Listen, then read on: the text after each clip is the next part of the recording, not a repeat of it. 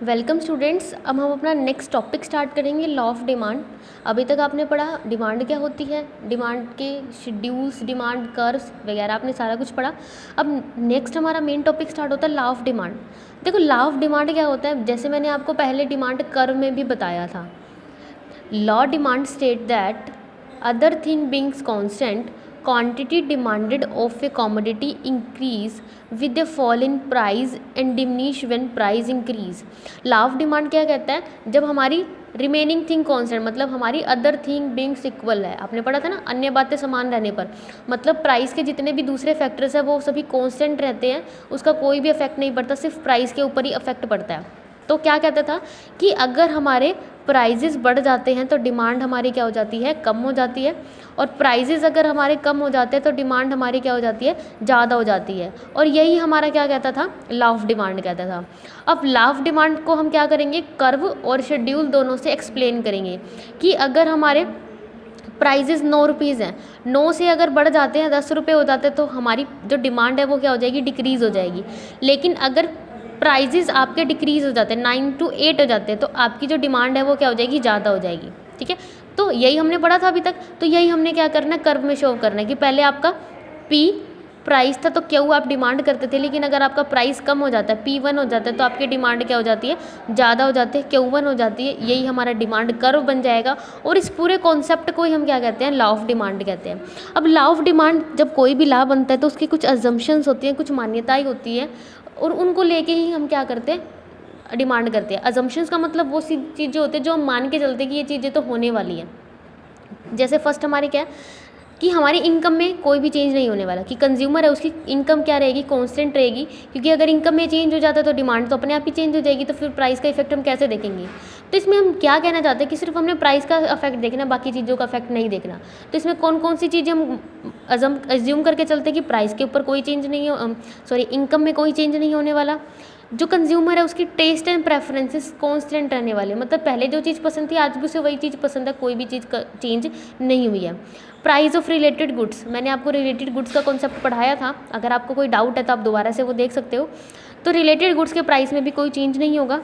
जो कंज्यूमर है वो एक्सपेक्ट करते हैं कि जो फ्यूचर है, फ्यूचर में भी आपके प्राइस में कोई चेंज नहीं आने वाला है। तो इट मीन्स आप क्या कहना चाहते हो कि आप करंट के प्राइस को कंसीडर करोगे और उसके बाद अगर और कोई भी फैक्ट अफेक्ट करता है डिमांड को तो उसे आप कंसीडर नहीं करोगे। ठीक है, तो इन सबको हम क्या कहते हैं, लॉ ऑफ डिमांड कहते हैं।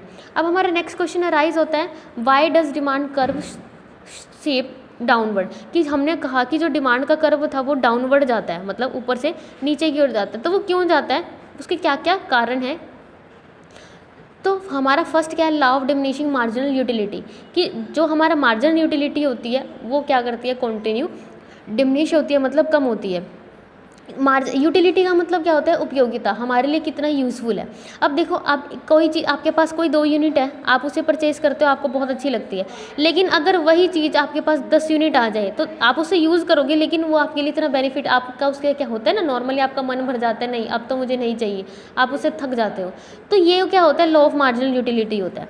ठीक है, देखो according to this law, as a consumer in a given time increase the consumption of a commodity, अगर एक पर्टिकुलर टाइम पीरियड में वो कॉमोडिटी के कंजप्शन को क्या करता है, इंक्रीज करता है, the utility from E successive unit goes on diminish, तो हर यूनिट से जो आपको सेटिस्फेक्शन मिलने वाली, यूटिलिटी मिलने वाली है वो क्या हो जाती है, कम हो जाती है। समझ आया कि आपकी कंजप्शन तो क्या हो जाएगा, बढ़ता जाता है, लेकिन फिर यूटिलिटी क्या हो जाती है, कम होती जाती है। मतलब आपका अब बेनिफिट है या सेटिस्फेक्शन, अब आप चाहते हो नहीं अब और नहीं हम परचेज़ करना चाहेंगे, अगर परचेज़ करेंगे तो थोड़ी सेटिस्फेक्शन होगी, आप उसे नहीं परचेज़ करोगे, तो वो क्या हो जाएगी, यूटिलिटी डिमिनिश होती जाती है। फॉर एग्जाम्पल, आपके पास आपने दो चपाती आपने खाई, अब आपका मान लो पेट नहीं भरा, आप क्या कहते हो, चलो एक और, आपने 3 खाई, अब आपका पेट भर जाता है, आप 4th लेते हो, क्या आपके लिए वो इतनी यूजफुल रहेगी, नहीं, आपका तो पेट भर चुका, आप उसे नहीं खाना चाहोगे। अगर फिर मतलब मैं क्या समझाना चाहती हूँ कि आपकी मार्जिनल यूटिलिटी क्या हो जाती है, उससे कम हो जाती है। समझ आया। उसके बाद नेक्स्ट मैंने आपको क्या बताया, इनकम इफेक्ट। इनकम इफेक्ट का यहाँ पे क्या बताया जाता है, रियल इनकम। रियल इनकम का मतलब क्या है कि मान लो फॉर एग्जांपल आपके पास 50 रुपीज़ है, अब 50 रुपीज़ को आप फॉर एग्जांपल आप मार्कर परचेज़ करना चाहते हो। अब मार्कर परचेज़ के टाइम आप क्या देखोगे, मार्कर कितने रुपीज़ का है, मान लो 20 रुपीज़ का मार्कर आता है, तो आप क्या करोगे, 2 मार्कर परचेज़ कर लोगे, 10 रुपीज़ आपके पास लेफ्ट भी रह जाएंगे। ठीक है। बट अगर वो मार्कर की प्राइस कम हो जाती है, 15 रुपीज़ हो जाते हैं, तो आप 2 मार्कर तो परचेज़ करोगे, लेकिन अब आपके पास कितने रुपीज़ लेफ्ट रह गए, 20 रुपीज़ लेफ्ट रहते हैं। यही आपकी 20 रुपीज़ ही क्या आपकी रियल इनकम है, ठीक है। क्योंकि पहले आपके पास सिर्फ 10 रुपीज़ रह जाते थे, लेकिन अब क्या हो गए, प्राइजेस कम होने से आपकी रियल इनकम 10 से क्या होगी 20 होगी, 10 रुपये आपकी इनकम इंक्रीज़ हो जाती है। तो वही आपकी क्या होती है, रियल इनकम होती है। या तो आप इसे एक मार्कर और परचेज़ कर लोगे, या फिर कुछ और कम कर लोगे, परचेज़ कर लोगे। इट मीन्स प्राइजेस कम होने से रियल इनकम क्या हो जाती है, इंक्रीज़ हो जाती है, और रियल इनकम इंक्रीज़ होने से फिर डिमांड भी क्या हो जाएगी, इंक्रीज़ हो जाएगी। समझ आया? यहाँ पे भी यही लिखा हुआ है, यही मैं आपको समझाने की कोशिश कर रही हूँ कि अगर प्राइजेस कम हो जाते हैं तो हमारे रियल इनकम क्या हो जाती है, इंक्रीज़ हो जाती है। It means that with the same money more goods और सर्विसेज कैन बी परचेज, क्योंकि आप उसी मनी से, उस 50 रुपीज़ से आप क्या कर सकते हो, आप ज़्यादा यूनिट्स की गुड्स को परचेज कर सकते हो। क्यों कर सकते हो, क्योंकि आपकी आप रियल इनकम क्या हो चुकी है, इंक्रीज़ हो चुकी है। उस रियल इनकम से आप ज़्यादा कॉमोडिटीज़ को परचेज कर सकते हो। समझ आया? उसके बाद हमारा नेक्स्ट इफेक्ट आता है सब्स्टिट्यूशन इफेक्ट। सब्स्टिट्यूशन इफेक्ट मैंने आपको पहले बताया था क्या होता है कि एक गुड्स के प्राइस अगर बढ़ जाते हैं तो आप दूसरी गुड्स की क्या करने स्टार्ट कर देते हो, डिमांड करना स्टार्ट कर देते हो। इट मीन्स प्राइजेस को टी के इंक्रीज़ हुए तो आप डिमांड किसकी करनी स्टार्ट कर देते हो, कॉफ़ी की करना स्टार्ट कर देते हो। लेकिन इसका मतलब क्या है कि जो टी की डिमांड थी वो तो एक्चुअल में क्या हो गई, डिक्रीज़ हो गई ना, कि टी के प्राइस बढ़ने से आपने कॉफ़ी को परचेज करना स्टार्ट कर दिया, कॉफ़ी की तो डिमांड इंक्रीज़ हो गई, लेकिन एक्चुअल में जो टी की डिमांड तो क्या हो गई, डिक्रीज़ हो गई। तो इट मीन्स यही क्या होता है, सब्स्टिट्यूशन इफेक्ट होता है। Substitution effect refers to the substitution of one commodity for the other when it become relatively cheaper, कि वो मतलब सस्ते होने की वजह से एक का प्राइस इंक्रीज़ होगा तो वो दूसरी पे डिमांड करना स्टार्ट कर देता है, जिसकी वजह से टी के प्राइस क्या हो जाएंगे, डिमांड क्या हो जाएंगी, डिक्रीज़ हो जाएगी। ठीक है। उसके बाद है size of the consumer group.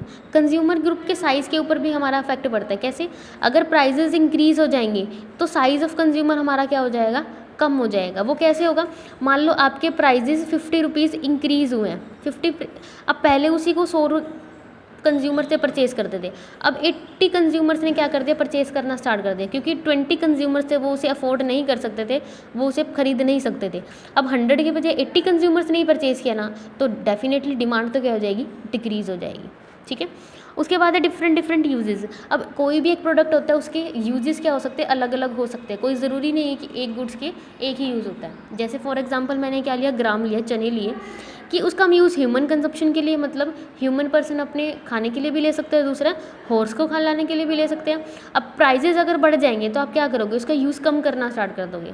ठीक है। या फिर अगर प्राइजेस कम हो जाएंगे तो आप कंजप्शन करना ज़्यादा कर दोगे। या फिर एक एग्जांपल लेते हैं, फॉर एग्जांपल मिल्क है।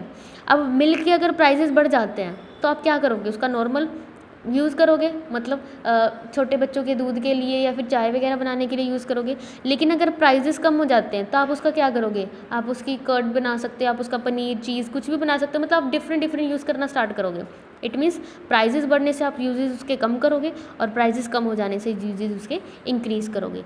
तो ये हमारे क्या था कि क्यों हमारा जो डिमांड कर्व है वो डाउनवर्ड होता है। लेकिन हर चीज़ के, हर लॉ का कुछ ना कुछ एक्सेप्शंस भी होते हैं, कुछ ना कुछ उसकी क्या होती हैं, उसको गलत भी ठहराया जाता है। तो हमारे लॉ ऑफ डिमांड के एक्सेप्शंस क्या होते हैं। लॉ ऑफ डिमांड हमने क्या पढ़ा था कि उसका जो डिमांड कर्व है वो क्या होता है, नेगेटिव होता है।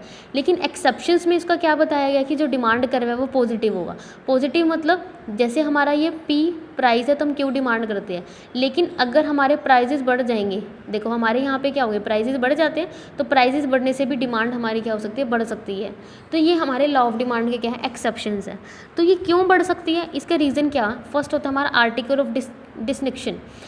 आर्टिकल ऑफ डिस्टिंक्शन को हम वल्बन गुड्स भी कहते हैं। वल्बन गुड्स कैसे, जैसे कुछ गुड्स ऐसी होते हैं जिसको हम क्या करते हैं, वो हमें जैसे कॉस्टली, जैसे डायमंड्स होते हैं, कॉस्टली कारपेट्स होते हैं, या फिर कुछ एंटीक आइटम्स होती है। तो जैसे उसके प्राइसेस बढ़ जाते हैं हमें क्या लगता है कि नहीं, उसकी क्वालिटी भी तो बहुत अच्छी होगी। अगर डायमंड अगर सस्ता मिलने लग जाए तो क्या लोग उसे खरीदने स्टार्ट करेंगे, तो वो क्या सोचते हैं कि नहीं ये तो ख़राब होगा या फिर नकली होगा, ऐसा भी तो सोच सकते हैं। तो इसका मतलब उसके क्या है, वो प्राइजेस बढ़ने से ही डिमांड ज़्यादा होगी। अगर प्राइजेस उसके कम हो जाते तो लोग क्या सोचते हैं कि नहीं ये तो घटिया क्वालिटी के गुड्स होंगे, नहीं हमें परचेज़ नहीं करनी चाहिए। ठीक है। मतलब जितने ज़्यादा वो कॉस्टली होंगे उतनी ही ज़्यादा उनकी क्या होती है, डिमांड होती है। इट मीन्स ये क्या हो गया, पॉजिटिव इफेक्ट, कि डिमांड बढ़ने से हमारी डिमांड भी, प्राइजेस बढ़ने से डिमांड भी हमारी बढ़ जाती है। उसके बाद आती है इग्नोरेंस। इग्नोरेंस वाला सेम वही पॉइंट आता है कि कुछ पर्सन्स क्या फील करते हैं कि जितनी ज़्यादा गुड्स की क्या होगी, वर्थलेस होगी, इट्स प्राइस इज़ लो, कि मतलब जैसे जैसे प्राइजेस कम हो जाएंगे वैसे वैसे वो हमारे लिए वर्थलेस हो जाएगी, मतलब हमारे लिए काम लायक नहीं है। क्यों? क्योंकि वो सोचते हैं कि अगर प्राइजेस कम है तो वो क्या सोचते हैं, ये ब्रांडेड प्रोडक्ट नहीं है या फिर इसकी क्वालिटी अच्छी नहीं है, तो वो क्या सोचते हैं, प्राइजेस कम तो क्वालिटी अच्छी नहीं तो डिमांड नहीं करते। लेकिन अगर उसी प्रोडक्ट के प्राइजेस को आप इंक्रीज़ करते हो तो उनके माइंड में क्या सेट हो जाता है कि नहीं, जो प्रोडक्ट है वो तो बहुत अच्छी क्वालिटी का है, बेशक से वो चाहे ना हो, लेकिन प्राइस इंक्रीज़ होने से वो क्या कर देते हैं, डिमांड ज़्यादा करना स्टार्ट करते हैं, डिमांड की तरफ अट्रैक्ट होते हैं। तो इसको हम क्या बोलते हैं, इग्नोरेंस। उसके बाद हमारी आते हैं गिफन गुड्स। गिफन गुड्स वो गुड्स होते हैं जिसका हमारा प्राइस इफेक्ट तो क्या होता है, पॉजिटिव होता है, लेकिन इनकम इफेक्ट हमारा नेगेटिव होता है। ठीक है, इनकम इफेक्ट कैसे नेगेटिव होगा और प्राइस इफेक्ट कैसे नेगेटिव होगा, देखो हमारा जैसे फर्स्ट में आता है Giffen goods are those goods whose price effect are positive, that is the demand falling with the price rise। Positive effect का मतलब क्या है कि जैसे जैसे हमारे प्राइजेस बढ़ेंगे हमारी डिमांड भी क्या हो जाएगी, बढ़ जाएगी। ये हमारा क्या होता है, पॉजिटिव इफेक्ट। ठीक है, कि अगर आपके प्राइजेस बढ़ जाएंगे, सही पॉइंट आ जाता है कि आप डिमांड भी ज़्यादा करोगे। लेकिन उन गिफन गुड्स का इनकम इफेक्ट क्या होता है, नेगेटिव होता है, कि आपकी इनकम बढ़ जाएगी तो आप डिमांड क्या करोगे, कम करोगे। वो क्यों करोगे, क्योंकि जो ये गुड्स होती हैं वो क्या होती हैं, इन्फीरियर गुड्स होती है, घटिया क्वालिटी की गुड्स होती हैं। अब अगर आपकी इनकम इंक्रीज़ होगी तो क्या आप उस गुड्स को परचेज़ करोगे, नहीं परचेज़ करोगे, क्योंकि आपको क्या लगेगा कि नहीं अब आपकी इनकम बढ़ चुकी है, अब हम अच्छी क्वालिटी के गुड्स को परचेज़ करेंगे, तो आप डिमांड क्या करनी स्टार्ट कर दोगे, कम स्टार्ट कर दोगे। तो गिफन गुड्स वो गुड्स होते हैं जिनका प्राइस इफेक्ट तो क्या होता है, पॉजिटिव होता है, लेकिन इनकम इफेक्ट क्या होता है आपका, नेगेटिव होता है। उसी हम क्या कहते हैं, गिफन गुड्स कहते हैं। ठीक है, इसलिए जो गिफन गुड्स मैंने आपको बताया वो क्या होते हैं, इन्फीरियर गुड्स होते हैं। तो all Giffen goods are inferior goods, ये सभी गुड्स क्या होती है, इन्फीरियर गुड्स होती है। तो इसलिए इनका इफेक्ट आर हम क्या कह सकते हैं कि नेगेटिव पड़ता है। It means positive effect, price का इफेक्ट तो हमारा क्या पड़ता है, पॉजिटिव पड़ता है, लेकिन इनकम का इफेक्ट हमारा नेगेटिव पड़ता है। समझ आया आपको?